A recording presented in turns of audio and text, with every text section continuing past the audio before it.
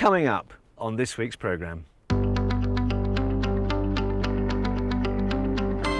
I'm in Saudi Arabia discovering the hidden desert city of Hegra. This is 2,000 years old, and that makes this unique, not just for archaeologists, but for people like you and me. Lucy's back with more global gadgets. So apparently I've got a brushing score of 1%. I promise I can brush my teeth properly. I was brushing on camera. That's my excuse, and I'm sticking to it. And how to keep bears out of your bins. Japanese style. Mind the view.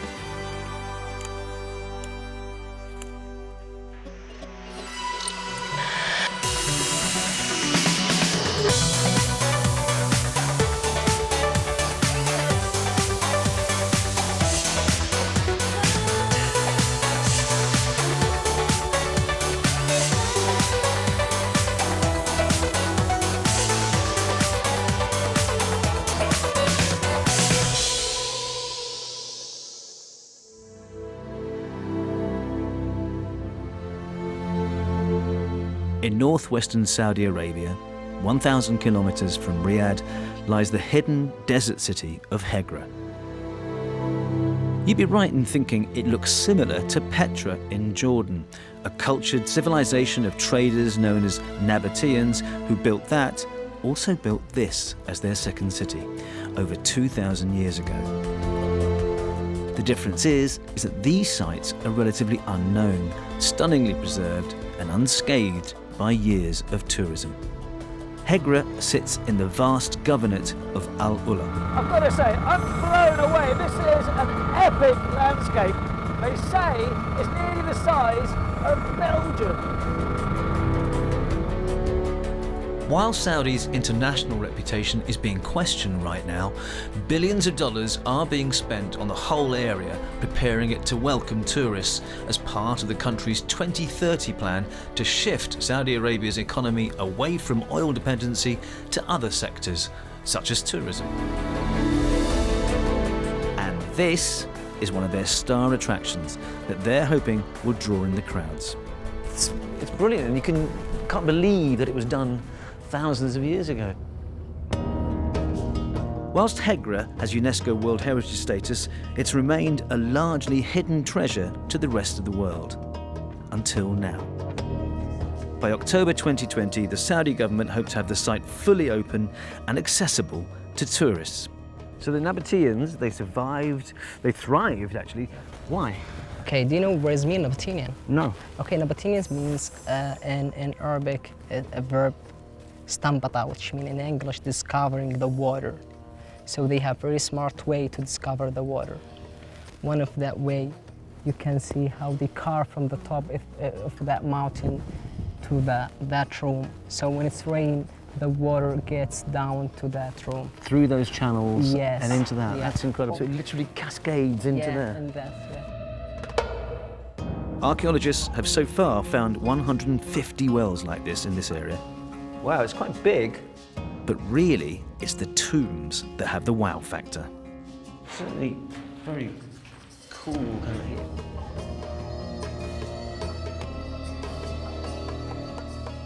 This inscription says this tomb belonged to Torso, the leader Torso, and his wife Ida. In contrast to Jordan's Petra, the wonder of these tombs lies in the information that researchers have gathered from the text on these stone inscriptions. They mentioned the occupations. So they had a teacher, they had a doctor. So that's give a real good example about this civilization. They live a normal life as we live today.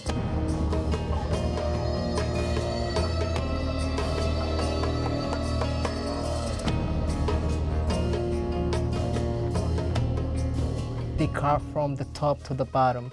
You can see the decoration here, so they have steps also. Nabatean, they believe when they passed away, they get it back to their god. So they have 5 steps in the right and in the left. I remember when I was a child, we come here with the family and we see these tombs. At that time, there wasn't a lot of information about it. So we use the tomb for playing hide and seek. What does it mean to you, the Nabatean culture? Okay, it means to me that my city has a lot of history. You compare yourself with the other countries where they are really proud with their civilization. So we believe here in Al-Ula deserves to present it overseas for people. They want Al-Ula to be the capital of culture, as Mecca is for religion and Riyadh for the country's politics and finance. What's so remarkable here is how well preserved the stonework is. I mean, this is 2,000 years old. A lot of the city still lies under sand, but so far more than 131 tombs have been uncovered at a crossroads of trading routes that linked 3 continents. And the remnants of ancient civilizations here aren't just restricted to the Nabateans. The history of the area goes back thousands of years. After years of not being open to research and mapping, everything has changed.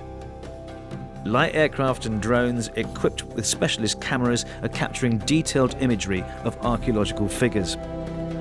Jamie and his team have discovered 17,000 sites in just 2 years. Please do, yeah. Some of the sites are incredibly significant. They're types of monuments which we're just not finding anywhere else on the planet. In Britain, for example, if I find a bit of walling, dry stone walling standing to, perhaps 1.5 meters, I would assume it would be 19th century. So in other words, no more than 100 years old. But we're finding walling at the same height without collapse that's been there for at least 5,000 years. Wow. And some of them even older than that. For the longest time, the area had been largely closed off to archaeologists due to politics, religion, and its remoteness. To go into an archaeological world that's never really been examined or touched before, to me is just a remarkable opportunity, and I feel genuinely excited every time I walk out onto the sites. Is there a buzz when you find something in particular? There always is. I wouldn't be doing this, and I've been doing it for a very, very long time if I didn't still get that buzz. And Jamie believes there are still yet thousands more sites to discover.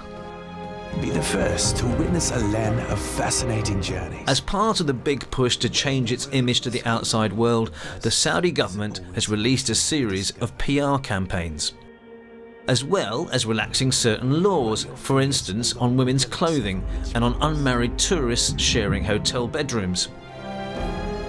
And they've since launched a new e-visa scheme, open to 49 countries, allowing travellers to stay for up to 90 days.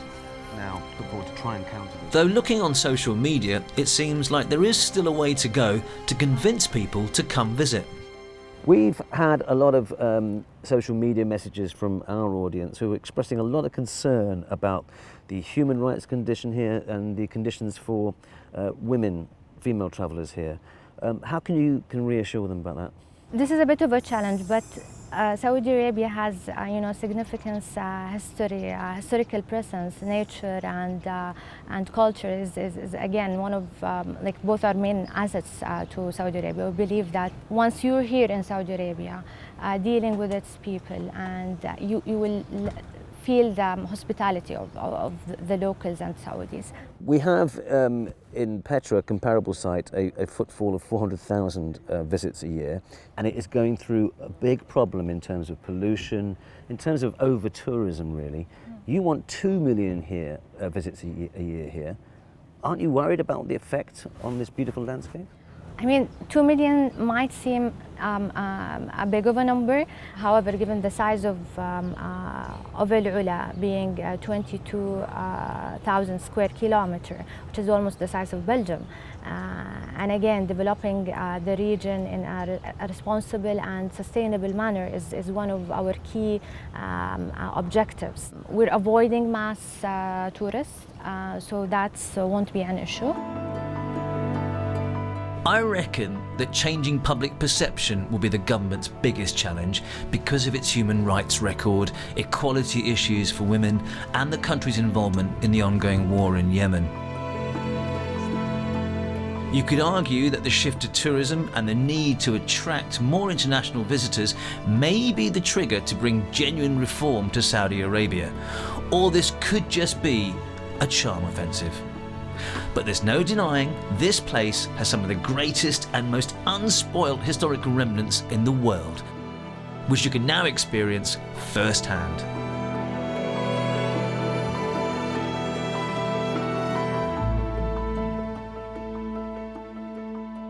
Still to come. Lucy tries some of the latest wellness tech in global gadgets. So apparently I've got a brushing score of 1%. I promise I can brush my teeth properly. I was brushing on camera. That's my excuse, and I'm sticking to it. And why this terrible racket is keeping one Japanese town safe from bears. So don't go away.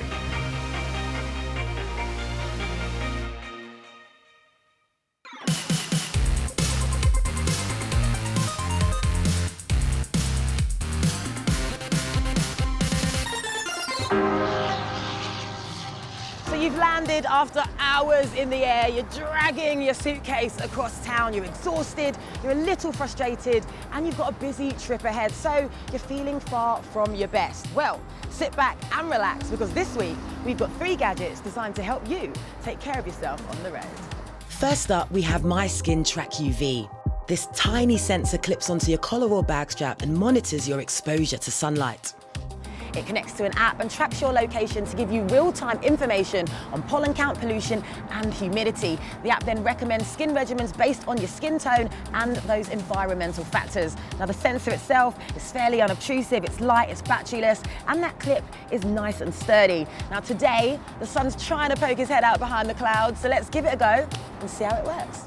So the app's telling me that the UV index is at a moderate level, so there's a very small risk of getting sunburned today, which is something that I definitely wouldn't have predicted given the overcast state of the day. It's also worth bearing in mind that this has been released by a skincare brand, so no surprises that it's recommending its own skincare products, which does give the whole thing a little bit of an advertorial vibe. But the bottom line is we should all be more aware of the harmful effects that UV has on our skin, and this sensor can certainly help make you a little bit more conscious about it. So you've made it to your hotel room with just enough time to freshen up. Coming in a rather sleek travel case, the Genius X electric toothbrush claims to be one of the world's smartest toothbrushes, complete with AI brushing recognition. I know, a toothbrush with artificial intelligence. What exactly does that mean? Well, in this case, AI has been used to analyse thousands of different kinds of toothbrushing techniques. That information is then used to give you feedback on the way you brush your teeth.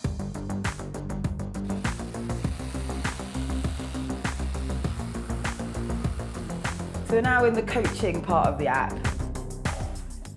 So apparently I've got a brushing score of 1%, which is pretty poor. I promise I can brush my teeth properly. I was brushing on camera. That's my excuse, and I'm sticking to it. So I'm not quite sure how I feel about this thing. That was a pretty harsh critique of my toothbrushing technique. But what it did do is make me want to go back and try again and do better, which I did. I got a much better score. So it kind of gamifies the whole toothbrushing process, which I think is quite fun. And the fact that it lasts 2 weeks on a single charge means it's a brilliant, if slightly expensive way to look after your gnashers on your travels. There's nothing worse than feeling run down when you arrive at any destination, but sometimes when you're traveling on your own, you need an objective opinion to tell you how you really look. The HIMIRROR Slide is a smart mirror with a built-in camera. It can analyse your face and give you feedback on the condition of your skin before offering some tips and product recommendations. So you've got a normal mirror at the front, flanked by ridiculously bright lights. Slide that open. Right, it's just taken my photo. So it's got a few areas of analysis. We've got pores, red spots, dark spots, wrinkles. This is definitely not for those who offend easily. I'm not quite sure how I feel being subjected to quite brutal cosmetic judgment. This is designed to be portable, but it's pretty big for a travel mirror, so you might not want it taking up space in your suitcase. And while it's a nice idea in theory, its critical and quite clinical assessment of your facial flaws definitely isn't for everyone. Finally this week, we're talking bears. Japan's forests and highlands are teeming with them, and largely they keep themselves to themselves. But just recently, there's been a spike in human-bear encounters. Carmen's a short hop from Tokyo to find out how one resort town's employed an old friend to solve the problem once and for all.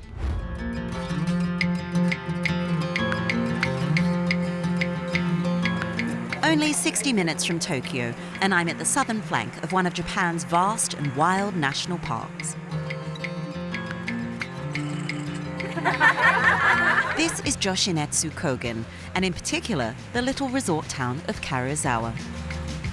It's beautiful. As you can see, we're surrounded by mountains and woodlands, and it's lovely at this time of year, especially if you're a leaf peeper after some autumn colours. It's also a very tempting little town if you're a hungry bear strolling in those hills up there looking for a tasty snack.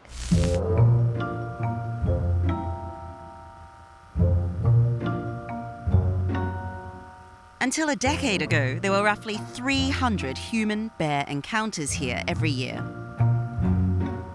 And it's not the only place where this happens.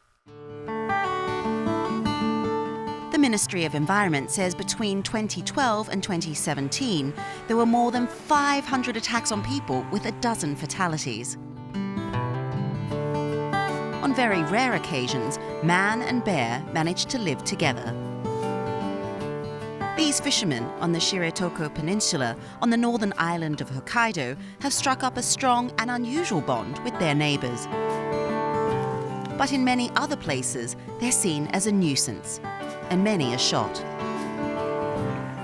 Back in Karuizawa, businesses like this little guest house were finding the bears a real pest. The Japanese black bear, a huge one, came every maybe week, especially the rainy days.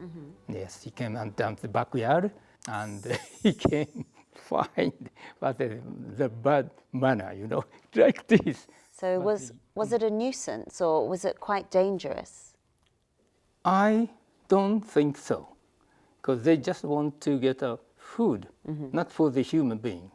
They're very, anyway, originally very tame, very shy animal, yes. And so he was just hungry. Yes, hungry. At that year, it was like this year, very heavy rain.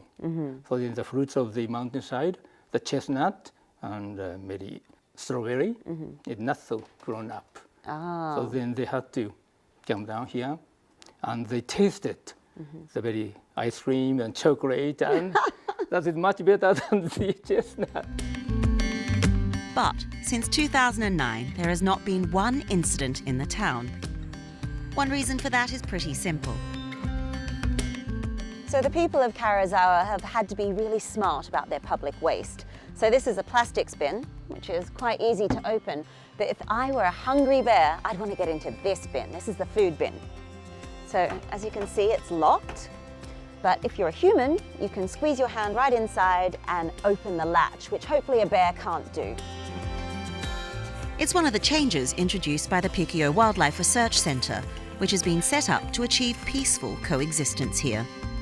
Radio collars are fitted to bears caught in humane traps like these, so staff can move them safely away from houses and people. What are the bears like? Are they aggressive or are they placid? Every bear is different. Some are a little bit shy and quiet, others are very upset that they've been caught, so we have to be careful with every bear. Okay.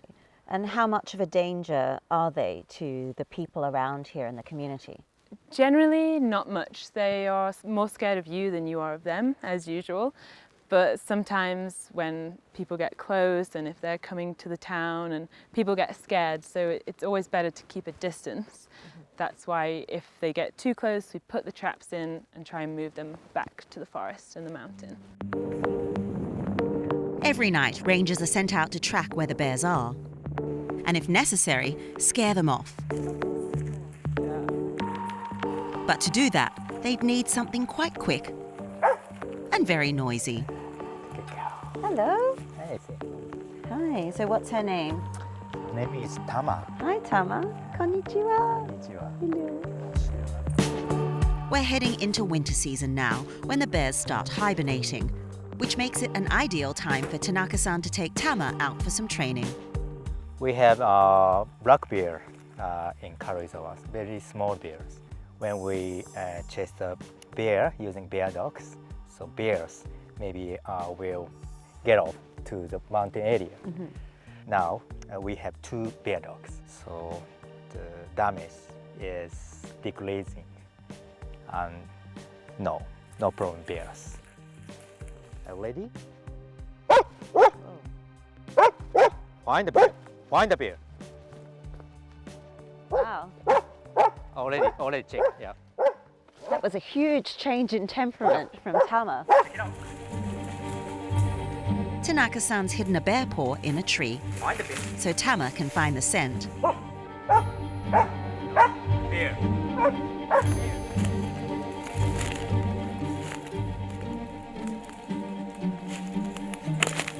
Find the bear. Find the bear. Good. Good find. We're in an area very popular with tourists here, so if there's one lesson for us to take away, it's this. They keep the rubbish by themselves or in hotel, so they should not throw the rubbish in the forest. Yeah. Because the bear will come and eat all the leftover food, Yeah. and that's what attracts them down here. Yeah. And if all goes to plan, the bears of Karazawa will have long, peaceful lives in the hills here, enjoying chestnuts they find, not chocolates they steal.